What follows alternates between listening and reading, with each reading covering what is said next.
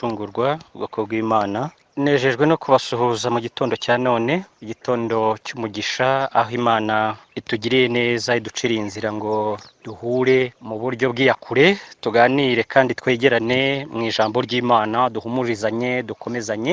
Mbere na mbere amazina yanjye nitwa Dr. Nshimiyumukiza Osinieri, nkaba ndi umukristo mu itorero rizwi ku izina ry'umucyo wa Yesu Kristo n'umwuka wera ku isi korera i Nyamirambo.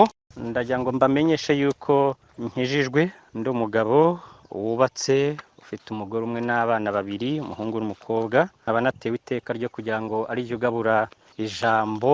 Mu ijambo tuza kuganiraho ndi bugarukiye ku magambo dusanga mu Kuva ibice ni 14 ndetse n'umurongo wa 15. Turaza ndetse no kwifashisha amagambo ari muri Zaburi ya 91 kuva ku murongo wa mbere kugeza kwa 16, ndetse turi buze no kwifashisha amagambo dusanga muri Yesaya ibice 43 uhereye ku murongo wa 2 kugeza wa 3. Ndumva cyane cyane ari ayo magambo tuza gusangira cyangwa se nza kwibandaho muri aya materaniro yacu. No kwibukiranya nta ubiyobewe ni ibihe bigoranye, abantu benshi bari kwibaza icyo gukora, nubwo leta y'ubumwe bw'abanyarwanda ikomeje kugenda idufasha iduha umurongo dukwiriye gukurikiza mu buryo bwo guhangana n'iki cyorezo coronavirus 2019. Icyumvikana rero muri iri jambo n'ubundi umukozi w'Imana yadusangije ni ikiganisho kiri hagati y'umukozi w'Imana Salomo yagiranye n'Uwiteka Imana biturutse ku bihe byo kuyegera yari yagize nk'igisubizo cyo kuyegera, nk'igisubizo cyo kuyishakashaka. Uwiteka Imana yuruka amuha igisubizo cy'ibyari bitarabaho cyangwa se byabayeho, ariko atarafitiye igisubizo cyangwa se umurongo mugari ukwiriye kumuyobora mu gihe gishyize kera. Uyu murongo rero mu by'ukuri ndashima Imana yuko ari Imana iyihagarara mu itangiriro ikabona ibizaba mu iherezo cyangwa se mu isoza. Ibi bihe biri kubaho ntabwo nk'uko nigeze kubivuga, Imana ntabwo byayitunguye. Imana yari ibizi ko bizabaho.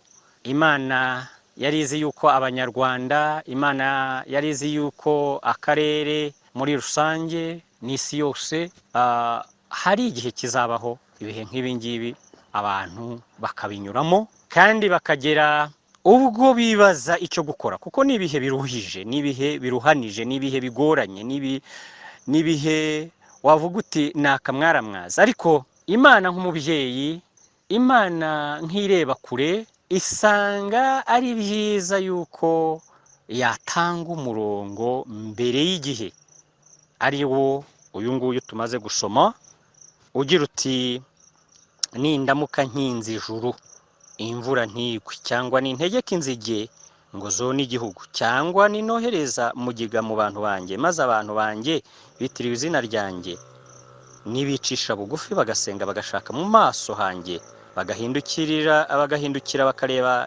bakareka ingeso zabo mbi, nanjye nzumva ndi mu ijuru mbabarire igicumuro cyabo mbakirize igihugu. Mu yandi magambo, Imana iragaragaza yuko ibona ko hari igihe kizabaho kiruhanije n'abantu bakaboneka bibaza icyo gukora.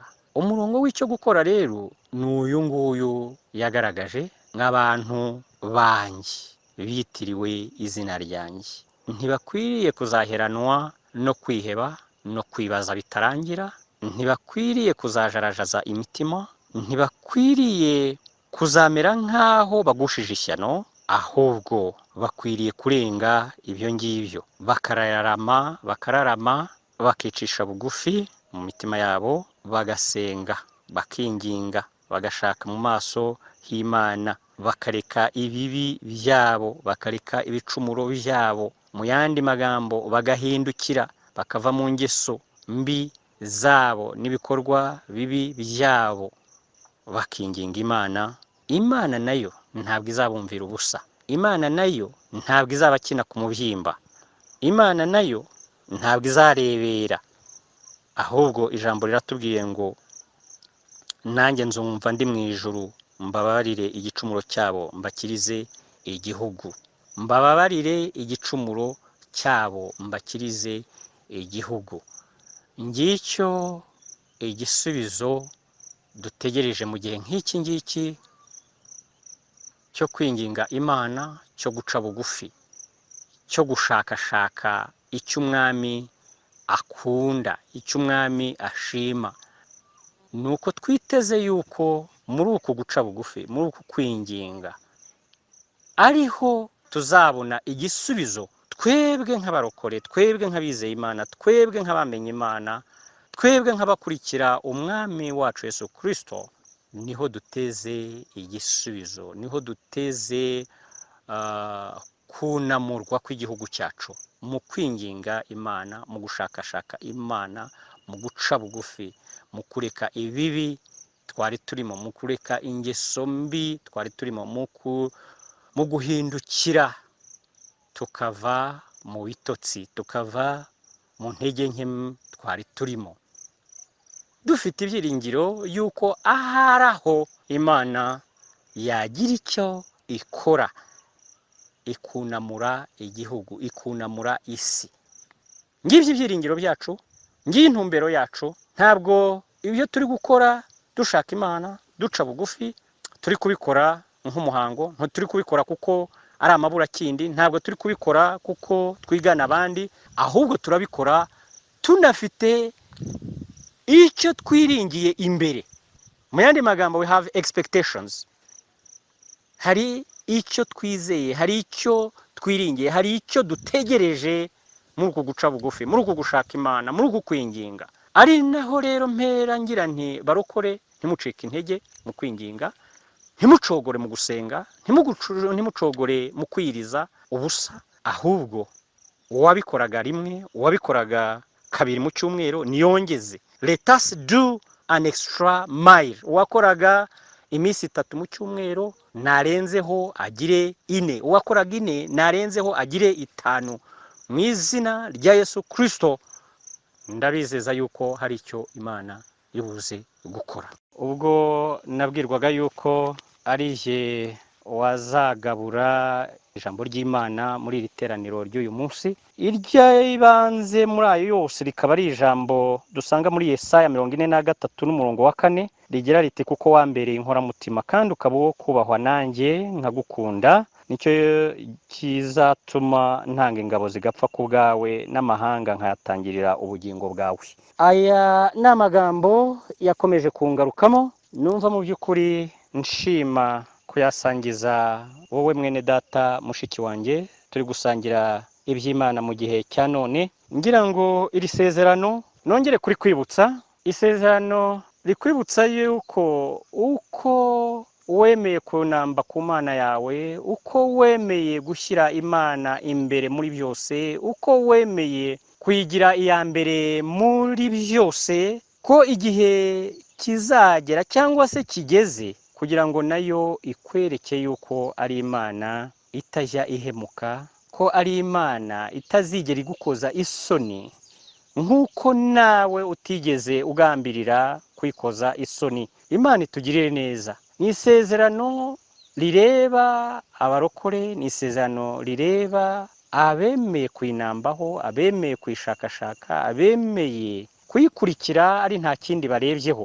Iri sezerano rikubwira ngo kuko wambereye inkoramutima kandi ukaba uwo kubahwa nanjye. Imana yacu ishimwe cyane. Iri jambo ry'inkoramutima ni ijambo rikomeye cyane.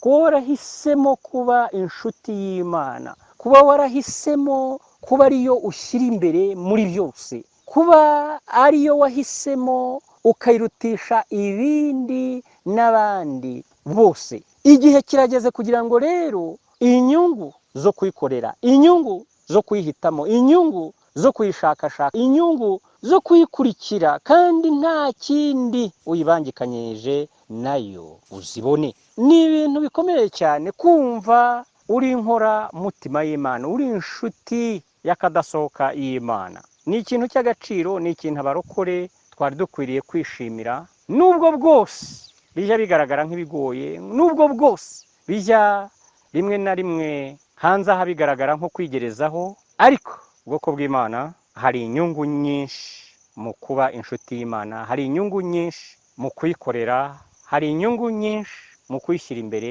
hari inyungu nyinshi mu kuyinambaho. Mu kuyinambaho, ndabisubiramo, mu kuyinambaho. Abayinambyeho, abayishaka bataryarya, abayikurikira ari nta kindi bayibangikanyeneje nayo, ubwoko bw'Imana ndababwira ngo murarinzwe, ubwoko bw'Imana ndababwira ngo ntacyo muzaba, muhumure, ntacyo muzaba. Isezerano ryayo rirasobanutse, kuko mwayibereye inkoramutima, kuko mwayigize iya mbere, kuko mwayigize umushorera wanyu n'uw'ibyanyu byose. Igihe kirageze kandi kirasohoye, aho inyungu y'ibyo ngibyo mugiye kwibona. Imana ibaha umugisha.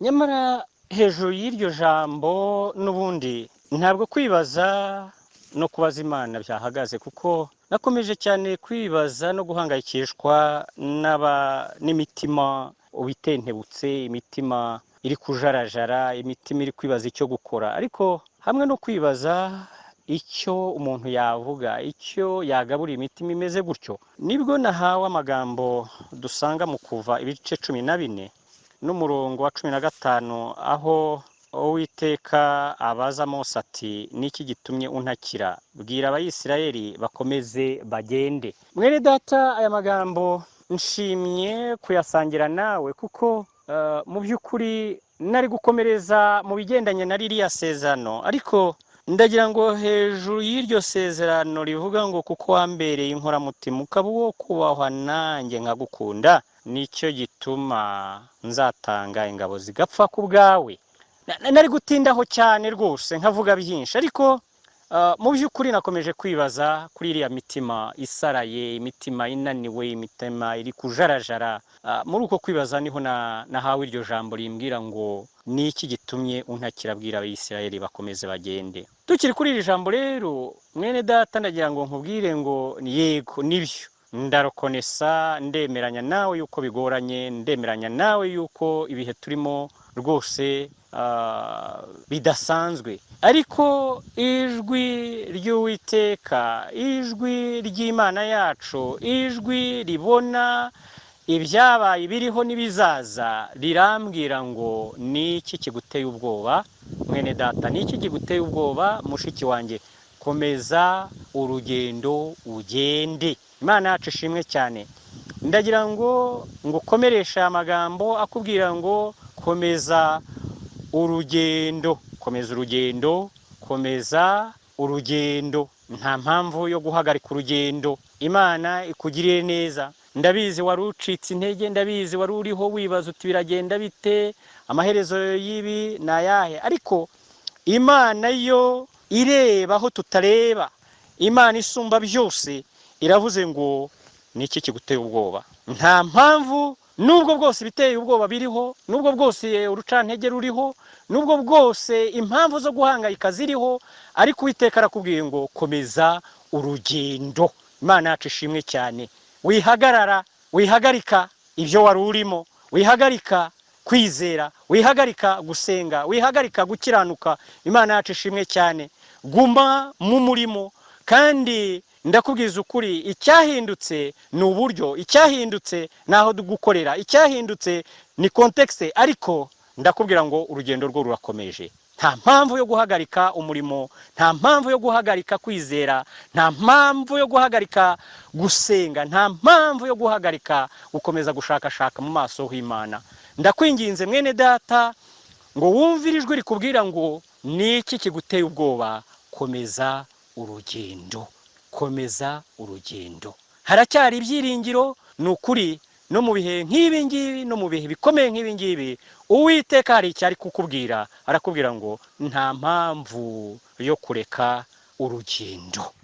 None rero kuko bikwiriye yuko ngana ku musozo, ndagira ngo n'ubundi twongere kwibukiranya amagambo dusanga muri Zaburi ya 13 n'umurongo Zaburi ya 11 n'umurongo wa 3, agira ati, niba imfatiro zishenywe umukiranutsi yakora iki? Niba imfatiro zishenywe umukiranutsi yakora iki? Niba imfatiro zishenywe umukiranutsi yakora iki? Nibyo koko hari uwakibaza ati aya magambo azi iki? Aziye cyangwa se afitanye isano nyine na ya kontekste n'ibihe turimo. Nibyo koko birashoboka yuko, kandi niko kuri, nta nubwo bishoboka, imfatiro za benshi zanyeganyejwe. Imfatiro hano ziragereranywa na rwa rwishingikirizo, ni akazi, ni ubucuruzi ukora, ndetse niba utanakora ufite uwaguhaga, ufite aho ubuzima bwawe mu by'ukuri wavugaga ngo burashingiye.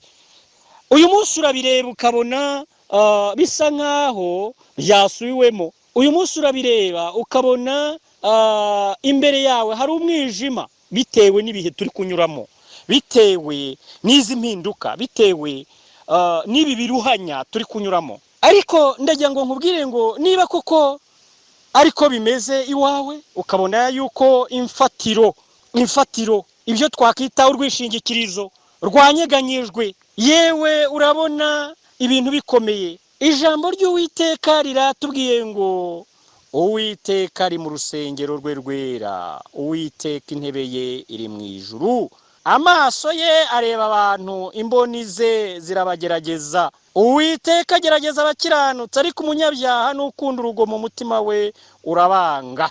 Ayo magambo nongeyeho n'ubundi turayasanga muri icyo gice cya 11 cya Zaburi, uhereye ku murongo wa 4 kugeza ku wa 5, ngo Uwiteka ari mu rusengero rwe rwera, Uwiteka intebe ye iri mu ijuru, amaso ye areba abantu, imboni ze zirabagerageza. Mwene data, aya magambo turiho tugana ku musozo, nshimye kuyakuzanira, nshimye kongera kuyaganiraho nawe, nshimye kuyasangira nawe, kuko nzi neza yuko bamwe imfatiro zabo, imfatiro z'ubuzima bwabo, icyo nakita urwishingikirizo rw'ubuzima bwabo rwakozweho, rwanyeganyejwe. Ariko reka nongere kukubwira ngo ntabwo ari iherezo ry'ubuzima bwawe, kuko ubuzima bwawe bukwiriye kuba buhishanywe na Yesu Kristo. Uwo nguwo we wakurikiye, uwo nguwo wizeye, niwe ubuzima bwawe, niwe ubugingo bwawe bwagombye kuba buhishwemwo, ntabwo ari rwa rufatiro uje urebaho rw'ibifatika. Ni nacyo ijambo ry'Imana ritubwiye ngo Uwiteka ari mu rusengero rwe rwera, mu gihe nk'iki ngiki, mu gihe gisa n'iki ngiki, aho imfatiro za bamwe zanyeganyejwe, aho imfatiro za benshi ndetse tureke na bamwe zanyeganyejwe, umukristo akwiriye kugenza, atakwiriye gukora, atakwiriye kwitwara ate? Ijambo ry'Imana ritubwiye neza yuko umukristo we akwiriye kwibuka yuko Uwiteka ari mu rusengero rwe rwera. Mu yandi magambo, Imana yacu ntabwo yazindutse, ntaho yagiye, irahari. Imana yacu ishimwe. Iyo ngiye ivuga bikaba, yategeka bigakomera.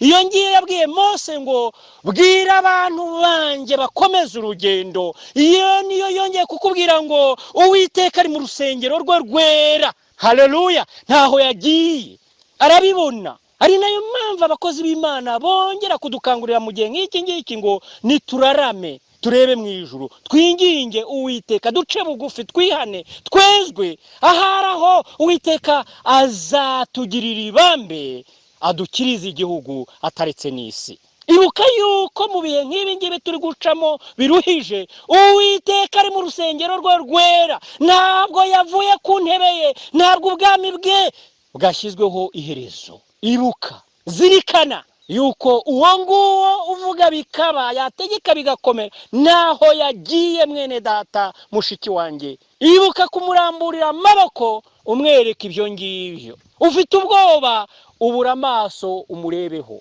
Ufite gushidikanya no kwibaza kwinshi, Uwiteka ari mu rusengero rwe rwera. Nibwire Yesu.